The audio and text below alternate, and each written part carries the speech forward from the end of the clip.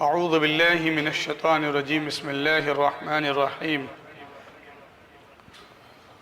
وَلَقَدْ خَلَقْنَا الْإِنسَانَ وَنَعْلَمُ مَا تُوَسْوِسُ بِهِ وَنَفْسُهُ وَنَحْنُ أَقْرَبُ إِلَيْهِ مِنْ حَبْلِ الْوَرِيدِ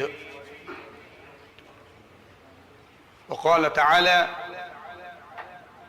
فذكر بالقرآن من يخاف وعيد صدق الله العظيم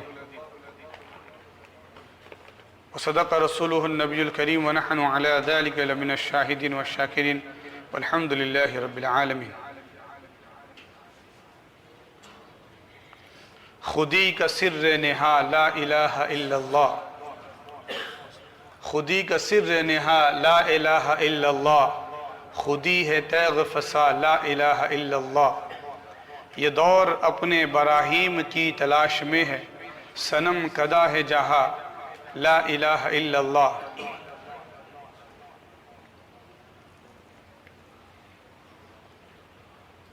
انتہائی محبت کے ساتھ درود پاک کا نذرانہ پیش کرے. اللہم صلی علی محمد وعلی آل محمد واصحابہ وبارک وسلم. الحمدللہ آج ہم نے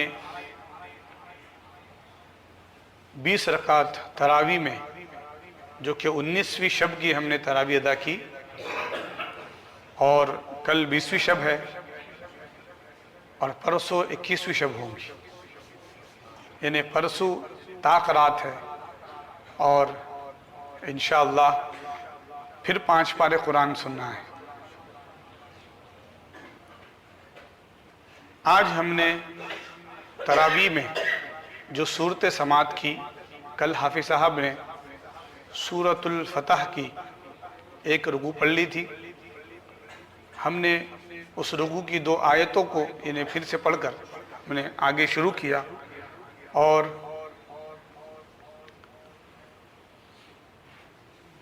سورہ فتح، اس کے بعد سورۃ الحجرات، اور اس کے بعد سورۃ القاف، اور اس کے بعد سورۃ الزاریات ہم نے شروع کر دیا ہے.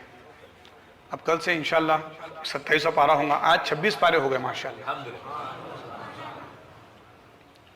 تو ابھی نصف پارہ ہو رہا ہے، تو باہر بتا دیجئے آپ کہ بھئی جو تیزی چڑھ رہی تھی وہ تیزی اب نہیں ہے. روشن مسجد میں آدھا پارہ ہو رہا ہے، ورنہ وہ ایک مسابقے کی شکل ہو گئی.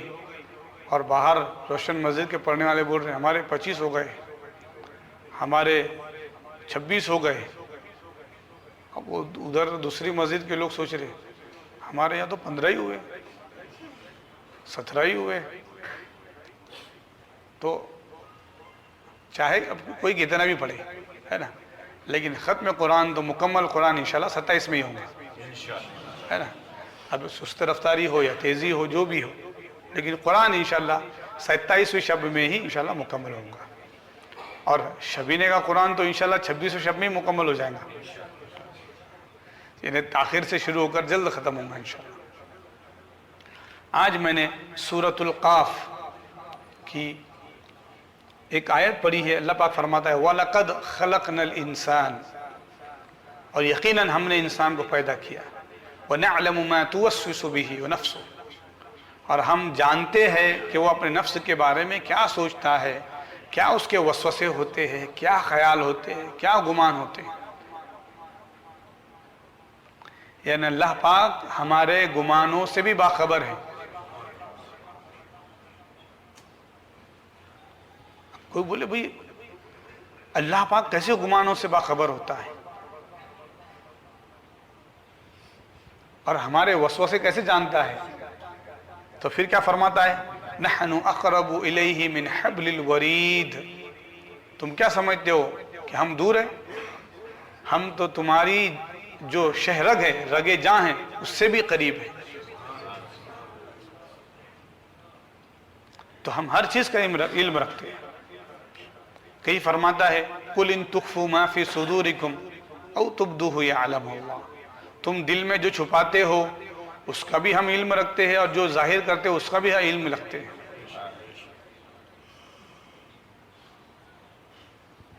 تو کئی فرماتا ہے وَلَا تَحْسَبَنَّ الَّذِينَ قُتِلُوا فِي سَبِيلِ اللَّهِ أَمْوَاتًا، جو میری راہ میں شہید کیے گئے تم ان کے بارے میں یہ بھی گمان نہ کرنا کہ وہ مر گئے۔ تو یعنی کہ ہمارے گمانوں سے اللہ باخبر ہے، وہ ہر چیز کی خبر رکھتا ہے۔ تو یہ ہم اپنے ذہن سے، دماغ سے، فکر سے یہ بالکل نکال دیجئے کہ میں جو کر رہا ہوں اسے کوئی نہیں دیکھ رہا، میں جو بول رہا ہوں اسے کوئی نہیں دیکھ رہا، میں جو سوچ رہا ہوں اسے کوئی نہیں سوچ رہا، یعنی کوئی دیکھ نہیں رہا ہے اسے۔ تو پھر کیا فرمایا پروردگار نے؟ یا ایہا الذین آمنوا، دیکھو کس سے مخاطب اللہ پاک، یا ایہا الناس نہیں کہہ رہے اللہ پاک، پوری دنیا سے نہیں مخاطب ہے، اے لوگو، مخاطب اللہ لوگوں سے نہیں ہے۔ پھر کیا معلوم ہے؟ یا ایہا الذین آمنوا، اے میرے بندو جو میرے ہیں، ہائے ہائے، یعنی جو ایمان لانے والے ہیں، جو اللہ کو ماننے والے ہیں، یا اللہ پاک نے تخصیص کر دی مومنوں کی، تو کچھ اہم بات ہے جو مومنوں سے ہو رہی ہے۔ تو کیا فرماتا اللہ پاک؟ یا ایہا الذین آمنوا اجتنبوا، اجتناب کرو، کثیرا من الظن، زیادہ گمان اور سوچنے سے۔ آج ہی پڑھے ہم نے سورہ حجرات میں، ہے نا، دوسرا تیسرا رکوع ہے، یا ایہا الذین آمنوا اجتنبوا کثیرا من الظن ان بعد الظن اثم، بعض گمان اور بعض خیال کرنا گناہ ہے۔ میں چوری کر لوں گا، یا پھر اس کا مال کہاں سے آیا، وہ تو ایسا کرنے والا ہے نا، گمان کرتے نا ہم۔ تو یہ بدگمانی سے بچے، ہے نا، کیسا کھانا ہے کس کا، اور ہم تو اتنی شرم تک نہیں کرتے، کس کا ہے، حرام کا ہے کہ حلال کا ہی ہے۔ آپ مت کرو یہ سب، آپ کو یہ کس نے دے دیا فتویٰ، اور آپ نے یہ کس نے طاقت دے دیا آپ نے کہ آپ موازنہ کرنے لگے۔ اچھا گمان کرو انسان سے، بندوں سے اچھا گمان کرو۔ اجتنبوا کثیرا من الظن ولا یغتب بعضکم بعضا، اور اللہ پاک کیا فرماتا ہے؟ اور غیبت مت کرو بعض کی بعض۔ اب غیبت کیا کرنا ہے؟ کسی کے پیچھے برائی کرنا، کسی کی غیابت میں، کسی کے غائب میں اس کی بات کرنا۔ وَلَا يَغْتَبْ بَعْضُكُمْ بَعْضًا، اور اے اللہ اگر کوئی ایسا اپنے بھائی کی برائی کر لے پیچھے تو اللہ پاک فرماتا ہے اَيُحِبُّ أَحَدُكُمْ، کیا تم میں پسند کرتا ہے کوئی، اَيَّأْكُلَ، کہ کھائے، لحم اخیہ میتا، تمہارا مردہ بھائی کا گوشت کھانا کوئی پسند کرے گا؟ تو پھر اللہ پاک فرماتا ہے فَكَرِهْتُمُوهُ، تم اس سے پسند نہیں کریں گے کہ اپنے بھائی کا گوشت کھائیں، آپ وہی مردہ کر کے اس کو کھائے گوشت۔ تو غیبت اتنا بڑا گناہ ہے، بدگمانی بہت بڑا گناہ ہے، تجسسو، جاسوسی کرنا بہت بڑا گناہ ہے، اور ہم اس کی جاسوسی میں لگا رہتے ہیں۔ ایسا لگے رہتے جیسے کہ تحصیلدار آفس میں، تلاٹی آفس میں 7/12 اور زمینوں کا اتارا جیسا دیکھتے نا، ویسا ہم ایک دوسرے کا اتارا دیکھتے رہتے۔ کیا کرنا ہے؟ اچھا، اور ہم، اللہ پاک فرما رہا ہے کہ ہم تمہاری رگے سے قریب ہے، تم خود کو نہیں دیکھ رہے ہو اور اس کو دیکھ رہے ہو۔ وَاتَّقُوا اللَّهَ، تو اللہ سے ڈرو، بدگمانی سے اللہ سے ڈرو، جاسوسی سے اللہ سے ڈرو، غیبت کے بارے میں اللہ سے ڈرو۔ ان اللہ علیم خبیر، تم سمجھ لے کہ میں گمانی کر رہا تو کوئی جان نہیں رہا، میں جاسوسی کر رہا کوئی جان نہ رہا، اللہ پاک فرمائے ان اللہ علیم خبیر، ہم جاننے والے بھی اور خبر بھی رکھنے والے جو تم کچھ کر رہے ہو۔ یا ایہا الناس انا خلقناکم من ذکر و انثی وجعلناکم شعوبا، دیکھیے اس آیت کے پھر اللہ پاک فرما رہا ہے اے لوگو، ہم نے تمہیں ایک مرد آدم اور ایک خاتون حوا سے پیدا کیا، वजअलनाकुम शुऊबा, और तुम्हारे शोबे बनाए, वो कबीले बनाए, लिताअरफू, ताकि एक दूसरे को पहचान सको। तो तुम तो आपस में भाई भाई हो, तुम तो आपस में औलाद आदम हो, फिर तुम किस लिए लगे हो कि भी इसका वो करना है, उसका बुरा करना है, उसका वो सोचना है, क्यों लगे हो? तो फिर बंदा क्या करे, फिर अपना सोचे, अपना खुद का सोचे। तो अल्लाह पाक हमारे रगेजा से करीब है, इसीलिए अल्लाह वालों ने हमें कौल दिया और कहा मन आरफ नफ्सहु फक़द आरफ रब्बहु, कि जिसने अपने नफ्स को पहचाना उसने रब को पहचाना।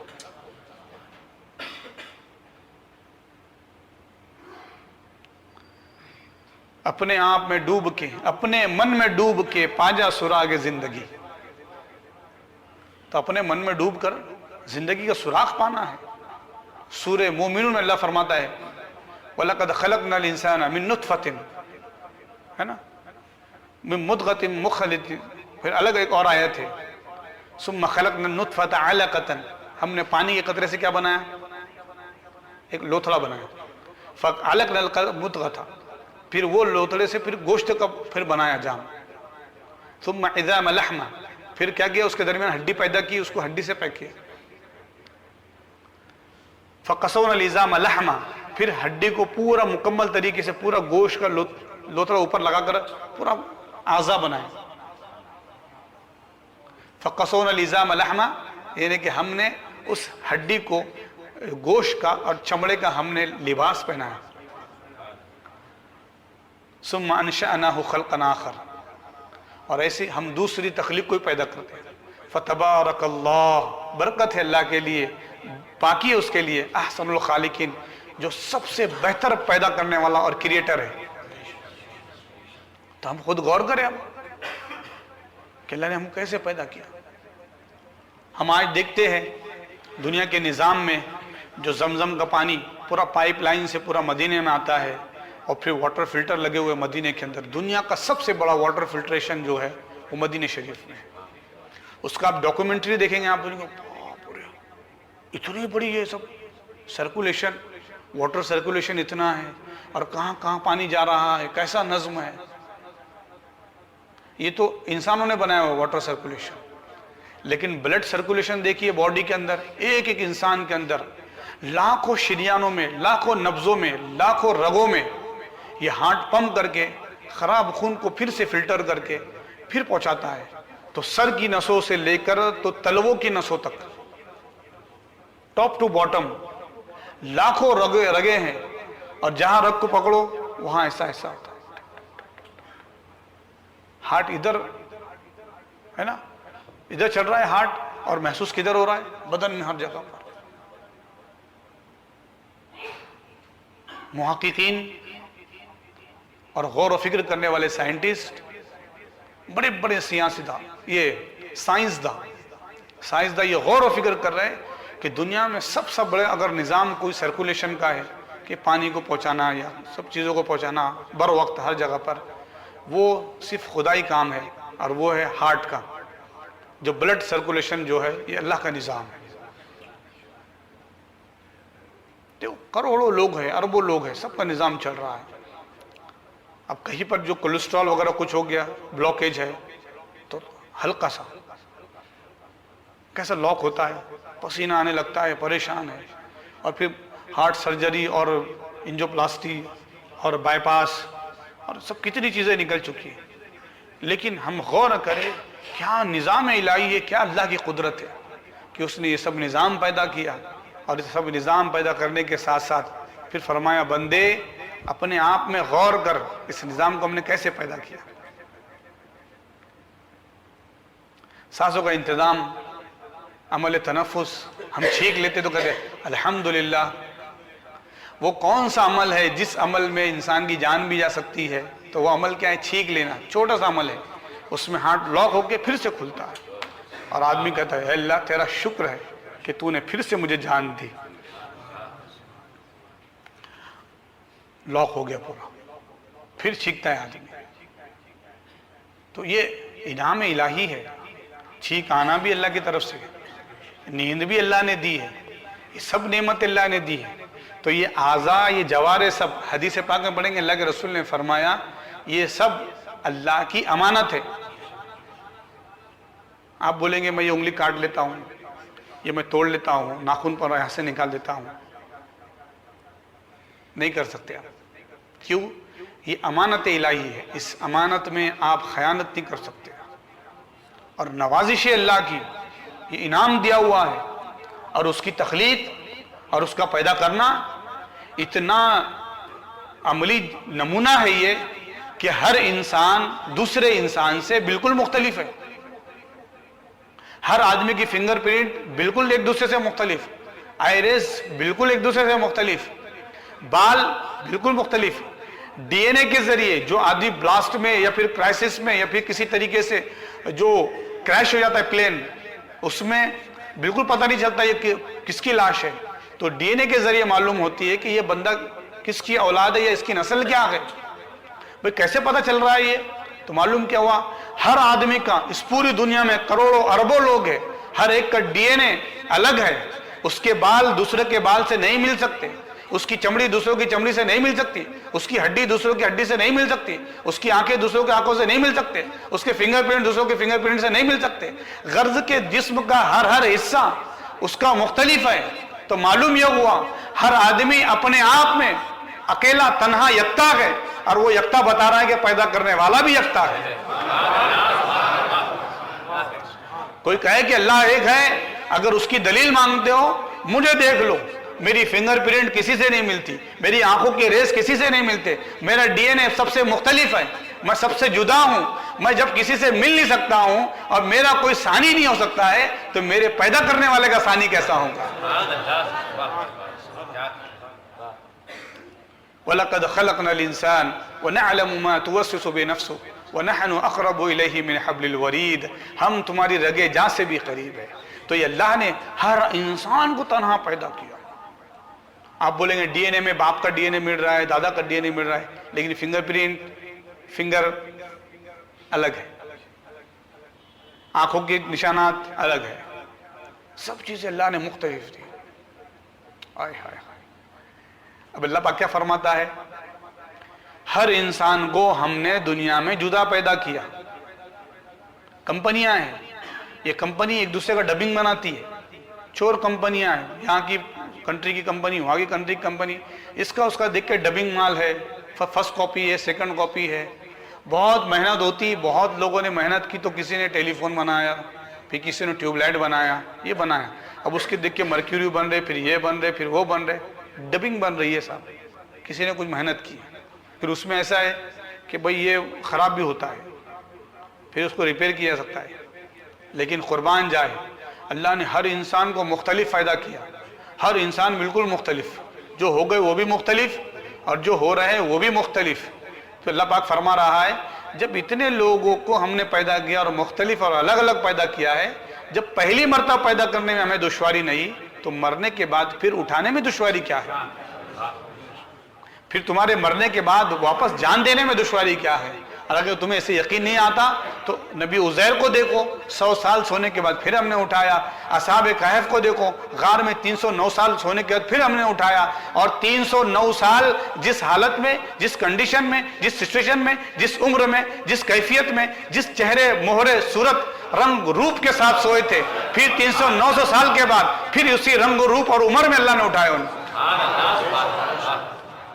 تو یہ اللہ کی ذات ہے پیدا کرنے کی، ان اللہ علی کل شیء قدیر، وہ قدرت رکھتا ہے، وہ شان رکھتا ہے، وہ شان والا ہے۔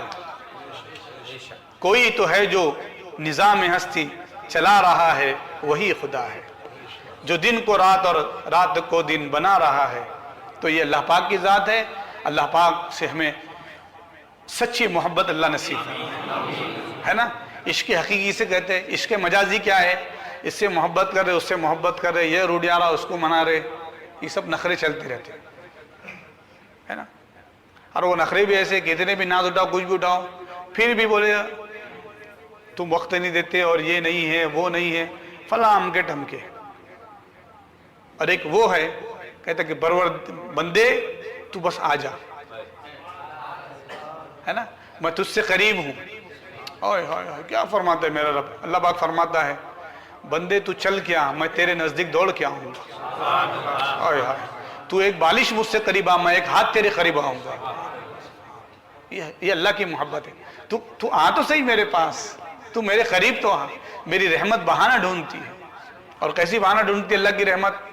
اللہ اکبر، ایک گنہگار جب گھوم کے آتا نا اللہ کے پاس اور روتا ہے، دیکھیں سورہ انفطار میں اللہ فرماتا ہے یا ایھا الانسان ما غرک بربک الکریم، اللہ پاک فرماتا ہے اے میرے بندے، میں نے سب نعمتیں تجھے دی، آنکھوں میں دیکھنے کی بصارت ہے نا، کانوں میں سننے کی سماعت، ہاتھوں میں پکڑنے کی طاقت۔ ذرا پوچھو مفلوج لوگوں سے، ذرا پوچھو نابینا لوگوں سے کیسی ہوتی ہے بینائی۔ یہ سب بندے تجھے میں نے دیا، اور میں نے دی تجھے آنکھیں اور تو دیکھتا ہے کسی اور کو۔ میں نے دیا ہے تجھے ہاتھ مدد کرنے کے لیے اور تو ظلم کرتا ہے۔ میں نے نیکیاں کرنے کے لیے پیر دیا تو کہیں اور چل کے جاتا ہے۔ اے بندے تو کہاں چلا گیا مجھ سے؟ کس چیز نے مجھ سے دھوکے میں ڈال دیا تجھے؟ اور جب بندہ آتا ہے نا تو اللہ پاک فرماتا ہے مجھے بے حد خوشی ہوتی جب بندہ میرے پاس آتا ہے۔ اور جب ایسا بندہ آ کے اللہ کی بارگاہ میں گر جاتا ہے نا، اللہ پاک فرماتا ہے دیکھو فرشتوں رش کرو، یہ بہک گیا تھا لیکن پھر میرے پاس آ چکا ہے آج، اور یہ رو رہا ہے، یہ اس کے آنسو ندامت کے ہیں، شرمندگی کے ہیں، تم گواہ رہنا میں نے اسے بخش دیا اور یہ جنتی ہے۔ تو بندہ کیا ہے؟ اللہ سے قریب ہو، اللہ کی رحمت سے قریب ہو۔ اللہ ہمیں نیک توفیق عطا فرمائے۔ وصلی اللہ تعالی علی خیر خلقہ محمد وعلی آلہ وصحبہ اجمعین، والحمد للہ رب العالمین۔ السلام علیکم ورحمۃ اللہ۔